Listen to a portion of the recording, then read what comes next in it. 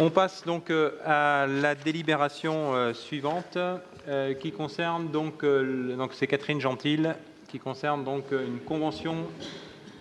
Je vous laisse, Catherine. Oui, merci Monsieur le maire. Donc 4 délibérations culture.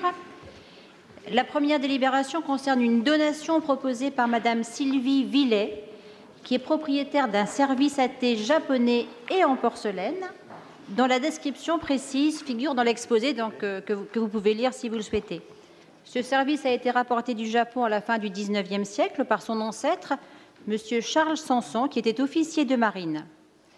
Nous vous proposons donc de verser ce service de vaisselle aux collections ethnographiques de notre muséum, collections qui, au fil du temps, se sont enrichies grâce aux dons des familles d'officiers de marine cherbourgeois qui ont pu parcourir le monde et en ont rapporté diverses curiosités. Et nous remercierons bien sûr Madame Villet, la généreuse donatrice.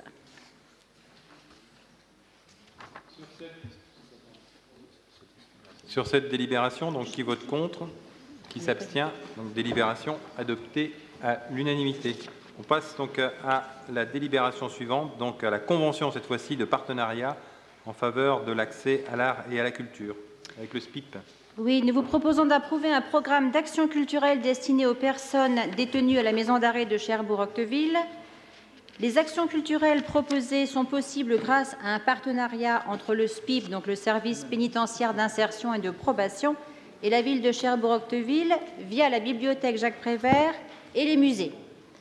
Vous avez dans l'exposé la liste des actions qui sont prévues pour 2015, certaines ayant déjà eu lieu, en fonction aussi des événements auxquels les détenus ont pu être associés. D'autres vont se dérouler d'ici la fin de l'année 2015. Une visite du Casar rénové est envisagée. Les détenus ont pu découvrir l'exposition Regards croisés, prisonniers d'ici et d'ailleurs au Musée de la Libération, ainsi que l'exposition de Jackie Olivier sur le 70e anniversaire du débarquement. Avec la bibliothèque Jacques Prévert sont prévues différentes actions autour de manifestations littéraires et plus largement de manifestations ayant trait à d'autres cultures. Les détenus ont participé à un atelier d'écriture animé par un poète, M. Jean-Claude Touzel, dans le cadre du Printemps des poètes. Ça a été au mois de mars 2015, puisque le Printemps des poètes se déroule toujours en mars. Ils ont également pu rencontrer une auteure, Irina Teodouskerou, dans le cadre du festival biennal Balkan Transit. Cette action a eu lieu le 8 avril 2015. Ils rencontreront aussi un auteur invité en novembre prochain durant le festival des Boréales, donc qui se décline également, donc qui est à Caen mais qui se décline en région. Et ils pourront assister à la projection d'un film pendant le mois du film documentaire qui se déroule en novembre également. Le coût total de toutes ces opérations d'action culturelle en faveur des détenus s'élève à 1 350 €, la DRAC la subventionnant dans son ensemble. La convention qui suit cette délibération détaille le programme précis des actions menées, leur coût ou leur gratuité, fixe le cadre de l'action et indique le nom des personnes référentes et des encadrants de ces actions, notamment Mme Sophie Beaubras et Émilie Delaunay, qui sont des conseillères pénitentiaires d'insertion et de probation au SPIP à l'antenne de Cherbourg, et Cécile Collin, qui est coordonnatrice culturelle pour le SPIP de la Manche et qui est basée au Trident. Voilà. Sur cette convention, donc, qui s'abstient, qui vote contre, délibération adoptée à l'unanimité. Je voudrais en profiter parce que vous savez que les périodes estivales sont souvent les périodes de mutation et pour souhaiter donc la bienvenue au nouveau procureur de la République, Madame Bochnek-Touraine, ainsi que j'ai eu l'occasion de le rencontrer hier et à nouveau aujourd'hui parce qu'il organisait une petite manifestation. Donc bienvenue à nouvel amiral, l'amiral Hausseur, donc, qui a rejoint le Cotentin et qui est en train de découvrir justement toutes les merveilles de notre région. On passe donc à la délibération concernant le musée de Cherbourg-Octeville et le jumelage avec la maison de l'étudiant. Voilà, ce jumelage donc, pour cette année scolaire 2015-2016 entre la conservation des musées de Cherbourg-Octeville et la maison de l'étudiant est une action vraiment très intéressante qui a été retenue par la DRAC et qui est donc largement financée par elle. Il a pour objectif de sensibiliser les étudiants, de les inciter à venir au musée en les plaçant en quelque sorte dans les coulisses de nos musées et en amont de manifestations et expositions d'envergure. Ces mêmes étudiants qui auront été acteurs aux côtés des professionnels de la culture, qui auront vu donc les projets se tricoter, se mettre en place, pourront ensuite être d'excellents porte-parole et médiateurs auprès de leurs camarades étudiants.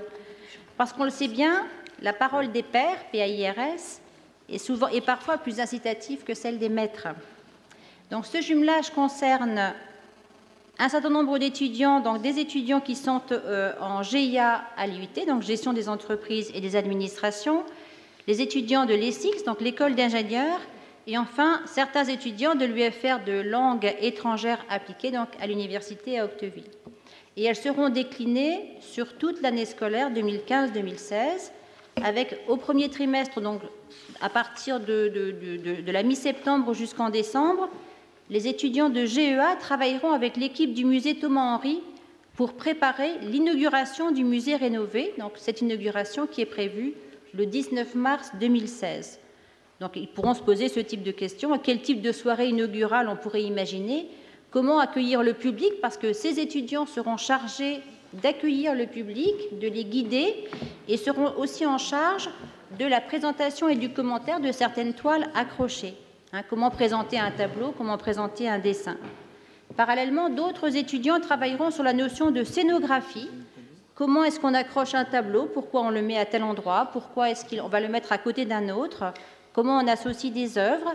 Et ils auront, dans cette optique-là, l'occasion de rencontrer deux scénographes professionnels, Pauline Mercier et Bénédicte Roland, qui travailleront avec les étudiants et qui travaillent en ce moment sur la nouvelle scénographie d'une des salles du Muséum Lié.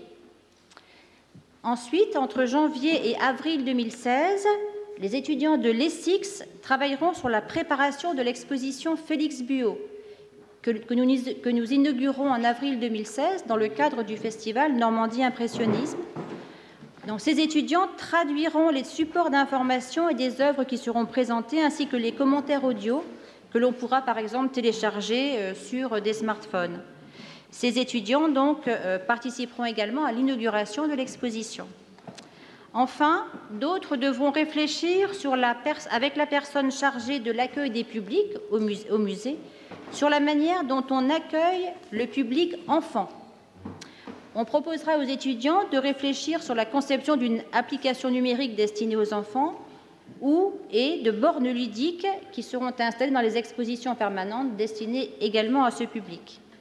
Et enfin, la dernière action qui a été ciblée dans ce jumelage, c'est le club vidéo de la Maison des étudiants qui s'intéressera à la biennale de bande dessinée. Alors là, on se projette dans l'avenir, puisque cette biennale débutera en juin 2017, donc autour de l'auteur américain Winsor McCay.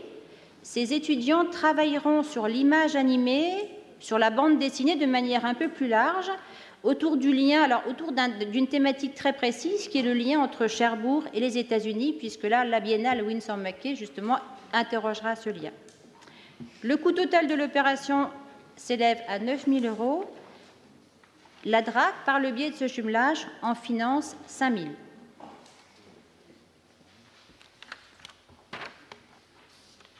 Pas d'expression particulière. Merci à Catherine de cet exposé exhaustif sur à la fois cette opération de jumelage, mais aussi en même temps de nous rappeler un peu différentes grandes opérations que nous menons, à savoir, que nous préparons, à savoir bien évidemment l'ouverture du Casar, le Festival Normandie Impressionnisme, la Biennale de la bande dessinée, et puis l'ouverture vers les publics les plus larges.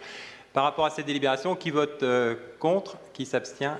Délibération adoptée à l'unanimité. Je vous en remercie. On passe au Conservatoire à rayonnement communal et la demande de renouvellement du classement. Voilà, donc cette dernière délibération culture concerne notre Conservatoire à rayonnement communal qui doit demander le renouvellement de son classement.